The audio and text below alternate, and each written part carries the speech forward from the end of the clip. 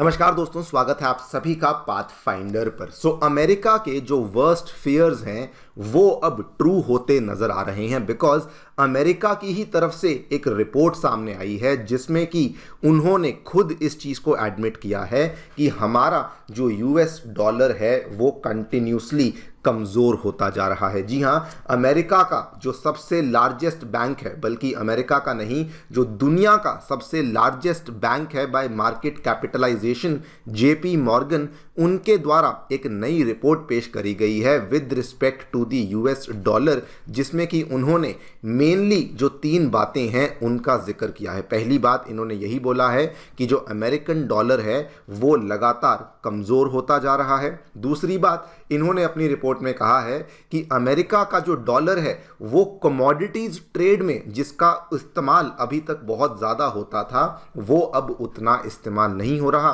And mainly oil trade में जो उसका इस्तेमाल होता था ये वाला इस्तेमाल बहुत ही ज़्यादा कम हो चुका है। आपको याद भी होगा इसी साल अमेरिकी डॉलर को एक बहुत बड़ा झटका लगा था जब सऊदी और यूएसए के बीच में जो पेट्रो डॉलर को लेके डील हुई थी ये ख़त्म कर दी गई थी, एंड तब से लेकर अब तक अगर आप देखें तो बहुत सारा जो व्यापार जो कि एक टाइम तक यूएस डॉलर में होता था वो अब यूएस डॉलर में नहीं हो रहा, बल्कि वो और कई सारी करेंसीज में, इंडियन रुपी में, चाइना के युआन में, यूएई के दरहाम में, इन सब करेंसीज में हमें होता हुआ देखने को मिल रहा है। एंड तीसरी बात जो कि रिपोर्ट ने मेंशन करी है, उन्होंने कहा है कि अब दुनिया में बहुत सारे ऑल्टरनेट पेमेंट सिस्टम्स हैं जो कि एमर्ज कर चुके हैं, जिसमें कि उन्होंने स्पेसिफिकली नाम भी लिया है ब्रिक्स पेमेंट सिस्टम्स का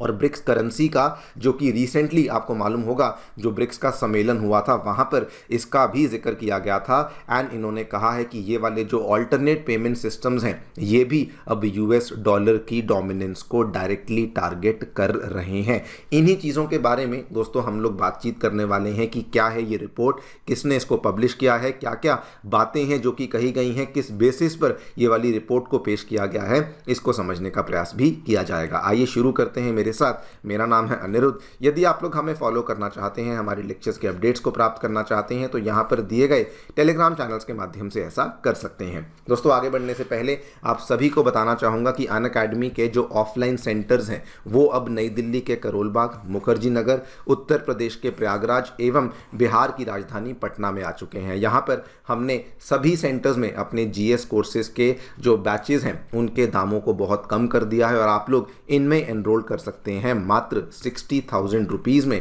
जिसमें कि आपको जीएस के साथ साथ सीसैट, ऐसे writing classes, current affairs coverage एवं टेस्ट सीरीज जैसी सभी सेवाएं अवेलेबल करवाई जा रही हैं। फिर भी कोई डाउट है, कोई भी आपको क्वेरी है, आप लोग हमारे सेंटर को विजिट कर सकते हैं या फिर नीचे दिए गए फ़ोन नंबर्स पर फ़ोन भी कर सकते हैं। फ्री स्टडी मटेरियल को पाने के लिए हमारी नई ऐप को डाउनलोड कर सकते हैं, इसका लिंक भी डिस्क्रिप्शन बॉक्स में नीचे दिया गया है। ऑल राइट, तो directly coming to the point, JP Morgan की जो रिपोर्ट सामने पेश करी गई है उसमें उन्होंने पहला पॉइंट यही रखा है कि यूएस का जो डॉलर है वो अब बहुत तेजी से वीकन कर रहा है। इसमें भी आपको बता दूं कि यूएस डॉलर की जो वीकनिंग है ये डायरेक्टली कनेक्टेड है यूएस के फेडरल रिजर्व के रेट कट के साथ। अभी क्या हो रहा है, अभी जो यूएस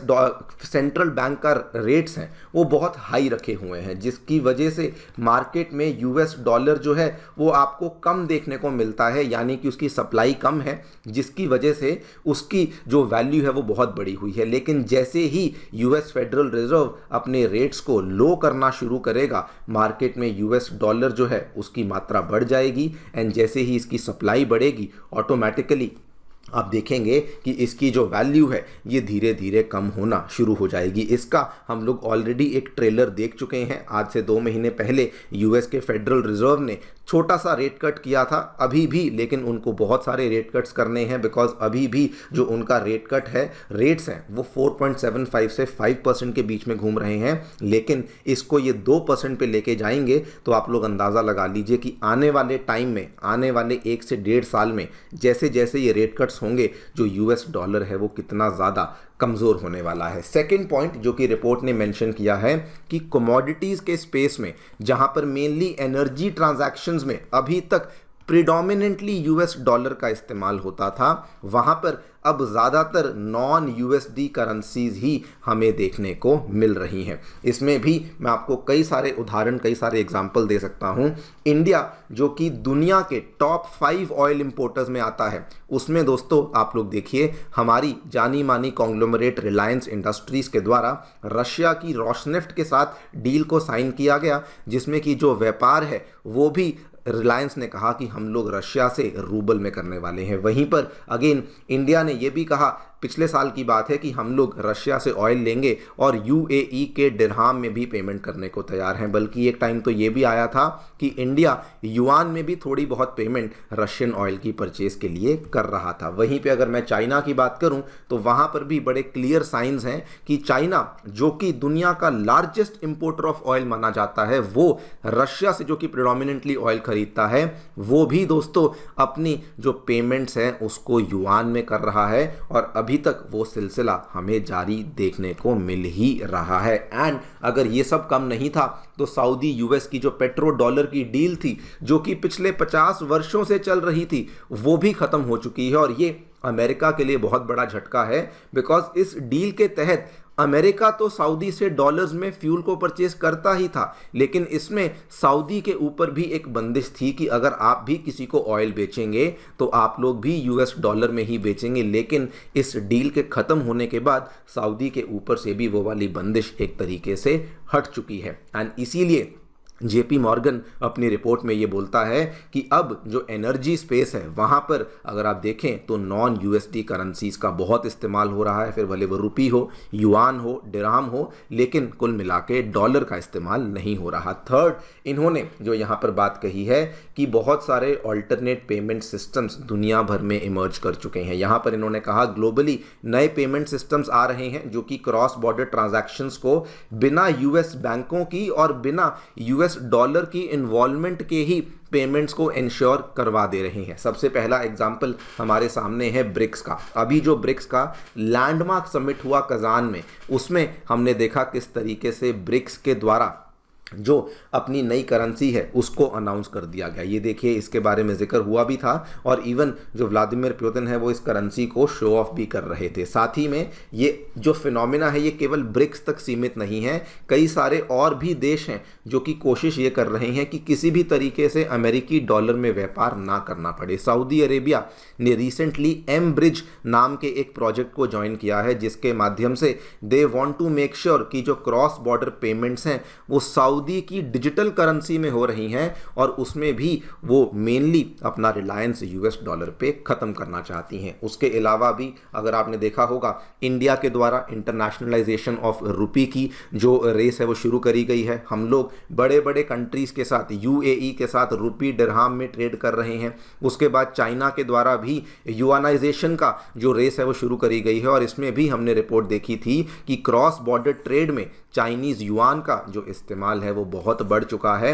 और यहाँ पर भी अगेन आप देखें, ये सारी की सारी चीज़ें जो यूएस डॉलर की डोमिनेंस है उसी को ख़त्म करने में लगी हुई हैं। सो कुल मिला के अगर आप देखें तो दुनिया में जो अलग अलग करेंसीज हैं अलग अलग कंट्रीज़ की, उनका जो चलन है मेनली ग्लोबल ट्रेड के लिए वो बहुत ज़्यादा बढ़ चुका है। और इसी बेसिस पर जेपी मॉर्गन की ये रिपोर्ट कहती है कि यूएस डॉलर का जो इरोजन है उसका जो डर है ये बिल्कुल रियल है। उन्होंने बल्कि अपने आर्गुमेंट को सपोर्ट करने के लिए ये भी कहा कि आप लोग देखिए ब्रिक्स कंट्रीज का जो कंबाइंड जीडीपी है वो आज की डेट में 28 ट्रिलियन के आसपास पहुंच चुका है, जो कि पूरी दुनिया का 27% के आसपास है। बल्कि इन्होंने यहाँ पर परसेंटेज टर्म्स में भी ये कहा कि ब्रिक्स की जो कंट्रीज़ हैं अगर आप परसेंटेज टर्म्स में देखेंगे तो ग्लोबल जीडीपी का ऑलमोस्ट 37% ये लोग अकोमोडेट करते हैं। वहीं पर अगर आप G7 की बात करेंगे तो ये केवल 29% ही आपको योगदान देखने को मिलता है। यानी कि क्लियरली जो यूएस डॉलर की डोमिनेंस थी वो अब खतरे में आ चुकी है। एंड इवन इन्होंने अपनी रिपोर्ट में एक और बात कही है कि जो दुनिया भर में मेनली जो एमर्जिंग मार्केट्स के द्वारा फॉरेक्स रिजर्व्स रखे जाते थे, वहाँ पर दोस्तों उन फॉरेक्स रिजर्व्स में यूएस डॉलर का जो शेयर है ये कम हो चुका है और उन्हीं कंट्रीज़ के द्वारा जो गोल्ड की होल्डिंग्स हैं ये बहुत ज़्यादा बढ़ चुकी हैं। इसको लेकर आई डोंट थिंक सो। मुझे आपको उदाहरण देने की आवश्यकता है। इंडिया ले लीजिए, चाइना ले लीजिए, टर्की ले लीजिए, सिंगापुर ले लीजिए, पिछले 3-4 सालों में इन सभी कंट्रीज़ ने बहुत ही क्रेजी तरीके से अपनी गोल्ड होल्डिंग्स को इंक्रीज करने का प्रयास किया है और ये इस प्रयास में सक्सेसफुल भी साबित हुए हैं। एंड मेनली इन्हीं सब ऑब्जर्वेशंस के बेसिस पर रिपोर्ट का ये कहना है कि जो ये नए पेमेंट सिस्टम्स आ रहे हैं, नई जो क्रॉस बॉर्डर ट्रांजैक्शंस आ रही हैं जिसमें यूएस बैंकों का यूएस डॉलर का इस्तेमाल नहीं हो रहा, इसका अल्टीमेटली जो एंड पॉइंट है वो होने वाला है कि डॉलर की डोमिनेंस वो ख़त्म होने वाली है एंड इवेंचुअली जो वेस्टर्न फाइनेंशियल इंफ्रास्ट्रक्चर है इसकी भी जो डोमिनेंस है वो भी एक तरीके से ख़त्म होने वाली है। देखते हैं आगे क्या होता है। अभी डोनाल्ड ट्रंप की सरकार आई है, बहुत सारे चेंजेस हमें देखने को मिलेंगे। बाकी आप लोग क्या सोचते हैं हमें डेफिनेटली बताएं कमेंट सेक्शन में। Thank you so much for listening, stay tuned and